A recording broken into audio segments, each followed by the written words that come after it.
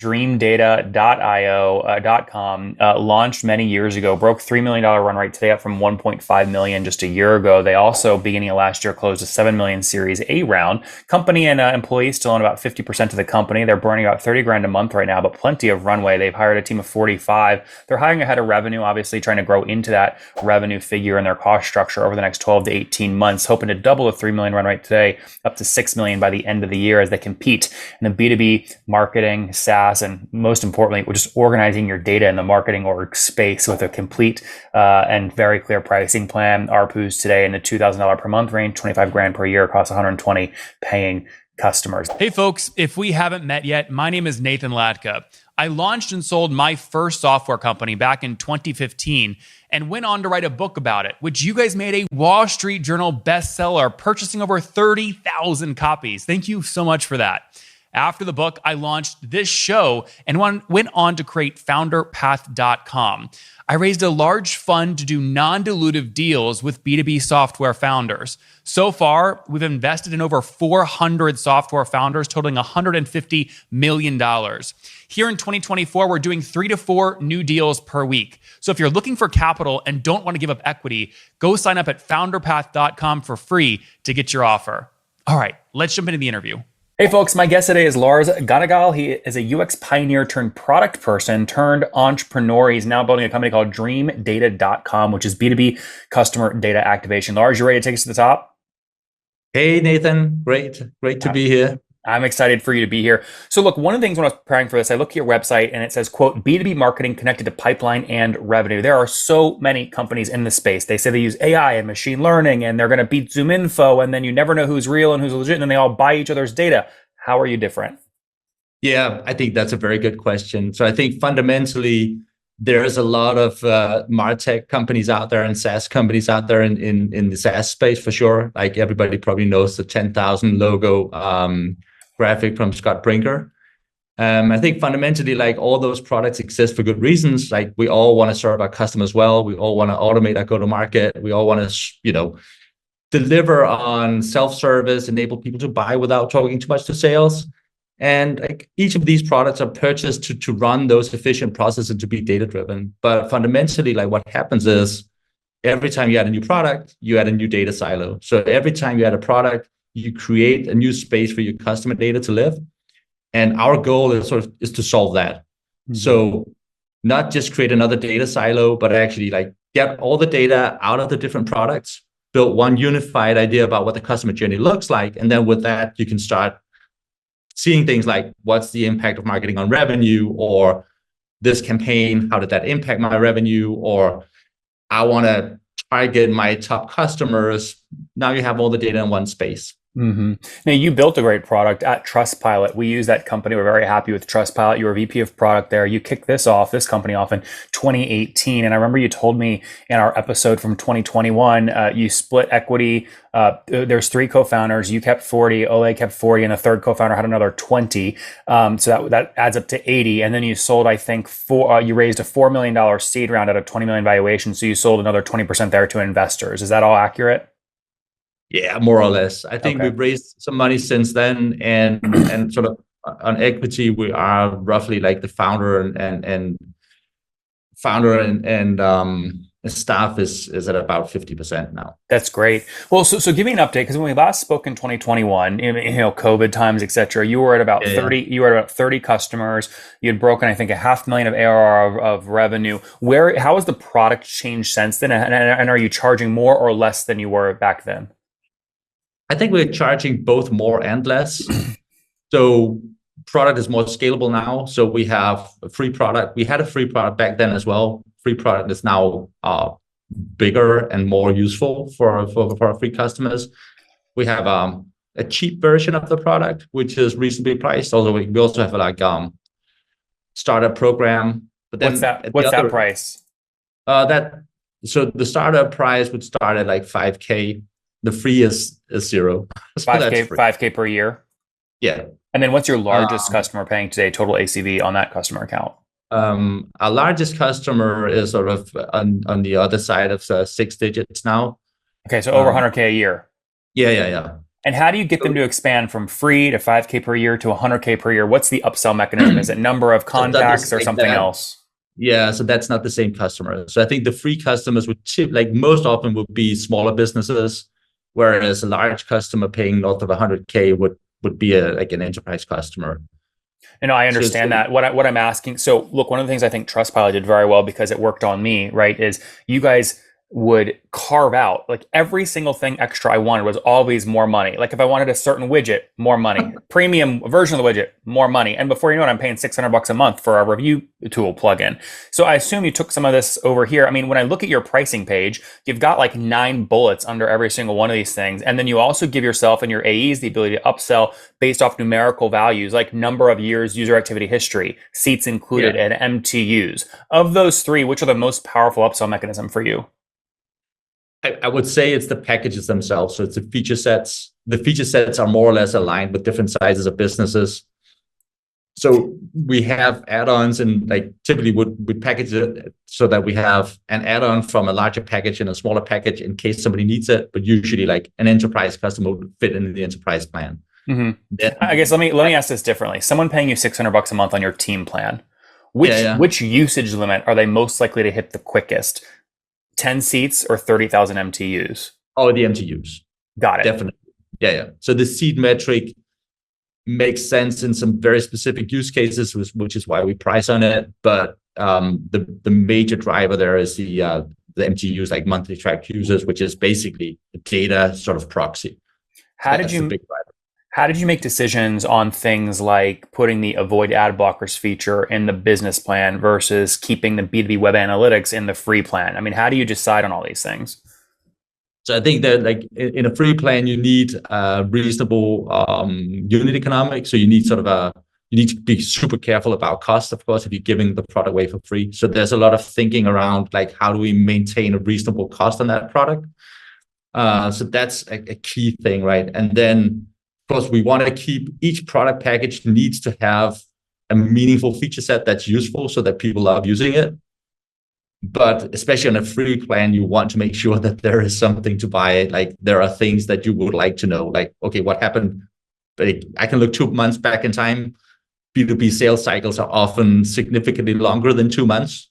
So you want to look further back, right? So there's always, like you say, there's always an upsell. Yep. And so how many, remember you had 30 back in 2021, how many customers are on the platform today, paid only?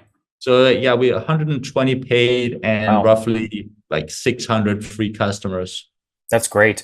So I guess the next question I have for you, because you have one of the more sophisticated pricing pages I've seen, whenever I see a pricing page this sophisticated, I go, okay, they really understand where they're adding value, because you also not only decide what utility-based metrics to upsell against MTUs, monthly tracked users, you also make decisions around which product features are in each bucket, but you also then have to decide what do you want to actually keep out of all of the plans and sell them as a separate add-on altogether, like content performance or return on investment report. How do you make that decision? Why is content analytics an add-on and not included in one of the packages? So I think one of the key things that, like, if you want to have something as an add-on, you need to make sure that the base package makes sense. And often we'll see like that the add-on feature is something that is not relevant for everybody. Mm-hmm. I think this is a way of avoiding a situation where you're charging, let's say, 25K for the product, and people go like, but I don't use this thing. I want a discount. So you avoid that by saying, okay, look, we'll keep that out of the package. We don't have to discuss that. So there's a lot about, I think pricing is a lot about, of course, like extracting value from a customer, super important. Creating something that's experienced as fair from both sides. Everybody can understand the pricing. And so that's definitely there. And so when you look at the monthly plans, the upsells, the add-ons, what's the average customer paying per year these days? So the grand total is sort of in the mid-20s. Okay. But that's like you say, like, okay, you got some people paying nothing. And you got some people paying plus 100. So there's a big spread there. Mm-hmm. If we just take mid-20s, 25 grand a year times 120 customers, it puts you at about a 3 million run rate today. Yeah, that's roughly there. And where were you exactly a year ago so we can calculate run rate? So we did roughly 100% year-on-year growth. Okay, wow. So you finished last year, middle last year, you're at like a 1.5 million run rate, something like that. Yeah. That's great. And what would you attribute most of that growth to? Expansion into historical accounts or adding brand new accounts altogether? It's a mix, definitely, but we are growing a lot on the new biz side for sure. That's great. So what's the plan this year? What do you hope to grow this year? So we're hoping to keep that growth pace of around 100% year-on-year growth. So that's the target for us. We have sort of significant goals around sort of expanding upwards in the market. I think we started with a scalable product, which is like one philosophy. So you start with something that's super scalable, and then you go enterprise later. Some people start in enterprise, makes it kind of hard to go super scalable, we feel. So now we are putting a lot of effort into enterprise. If you see the feature set, we have added a lot of what you would call like enterprise readiness features to be able to serve those customers. Yeah, I mean, that was one of my comments coming into this, right? Is if I didn't know what your revenue was and I only looked at your pricing page, I mean, the complexity on your pricing page suggests to me and looks a lot more like a $30 or $40 million ARR company. So like you're way sort of ahead of the curve there. How do you manage your org chart in terms of complexity around all these pricing options relative to sort of your stage day, 120 customers, 3 million ARR? I think we on the pricing side, we made a conscious decision when we founded the company that we would care a lot about pricing because it is one of the like big sort of underutilized levers in a SaaS company. And one of the things we decided from the get-go was, hey, we'll be structured around it, and we want to be a company that changes price. We want to be able to repackage, and that means that we, from the get-go, have had structured pricing. So what you want to avoid the situation where you look at your customer base and basically you got 120 customers and they're on 120 different price plans, because that creates like a lot of no predictability in terms of what happens when I change pricing. So we've always been super structured. We are like I would say our price model is sort of semi-public, but underneath it we have a price calculator. We don't publish it, but everybody is priced with the same mechanics, so we know exactly how people are priced, and that creates transparency. But yeah, I mean, pricing is complex, but we're engineering types, I guess. Yep. How many folks are full-time on the team today? Total team is 45 people. 45. And are you guys still burning cash today each month, or you're profitable? No, I think like the math there is like not profitable. Okay. What are you comfortable with burning? Are you comfortable burning 30 grand a month, 100 grand a month, more? Yeah, so 30 is fine at the moment. I think we came out of, so 2023 was a rough year in SaaS for everybody. We still grew really well. But it was sort of for us, apart from it being maybe, we grew well, we would have liked to have grown more, but it was also a year of sort of scaling the org. And now the next, like this year and first half of next year is sort of about making revenue catch up with the org size. Yep. Double the next 2 years, and we'll be at roughly, We're about out of time, but just to summarize, you're burning right now about 30 grand a month. You burned maybe more last year, but you're hiring ahead of growth, and you hope to get closer to profitability end of this year into next. Yeah, exactly. How much of the 4 million seed round from 2020 do you still have in the bank? Nothing. Okay. No. We raised since then. Oh, you did? How much have you raised since then? So we raised 7 million Series A in late 22, early 23. Oh, okay, great. What can I ask? What valuation that was at? That was the heyday. Those were the big rounds. Yeah, I think no, it wasn't that great. It was kind of a little bit so when things were slowing down a bit. Okay. Yeah, so we were. I like 30 million-ish, 40 million. Yeah, that range there. Yeah. Okay. So, I mean, you sold something like 15, 16% of the company. Yeah. So I think in total, we're at that like roughly 50% of ownership for the founding team. And that's great. Well, that means you have some of that 7 million left. So you've got plenty of runway. Yeah. All right. Let's wrap up here, Lars, with the famous five. Number one, your favorite book. Oh, my favorite book? Yeah, I haven't read it yet, but Marty Kagan came out with a new book. But before that, it would be Love. So like, I'm a big fan of Marty Kagan, who's like product management guru. That's probably the most influential book for me in SaaS. Number two, is there a CEO you're following or studying? CEO I'm following. Oh, shit. You can say none. None, yeah, no. Number three, what's your favorite online tool for building the business? My favorite online tool for building the business. I think like, okay, I'm going to be a bit selfish here. I love our own product. We don't Besides your own. Besides our own, I'm a big HubSpot fan. I think Okay. it's just a marvelous tool. Super happy with that. Number 4, how many hours of sleep do you get every night? What hours of sleep? Sleep? Yeah, 6 to 8.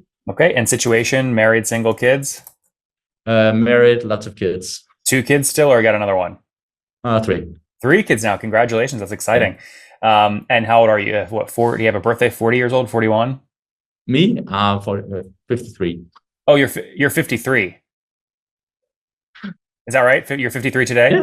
Yeah. Okay. Take me back to when you were 20. What's something you wish you knew back then? When I was 20, sorry, what was the question? Something you wish you knew. I wish I knew. Yeah, it's fun doing a startup. I would have done it earlier. Guys, there you have it. Dreamdata.io.com launched many years ago, broke $3 million run rate today, up from 1.5 million just a year ago. They also, beginning of last year, closed a 7 million Series A round. Company and employees still own about 50% of the company. They're burning about 30 grand a month right now, but plenty of runway. They've hired a team of 45. They're hiring ahead of revenue, obviously trying to grow into that revenue figure and their cost structure over the next 12 to 18 months, hoping to double the 3 million run rate today up to 6 million by the end of the year as they compete in the B2B marketing, SaaS, and most importantly, we're just organizing your data in the marketing org space with a complete and very clear pricing plan. ARPUs today in the $2,000 per month range, 25 grand per year across 120 paying customers. Lars, thanks for taking us to the top. Thanks, Nathan.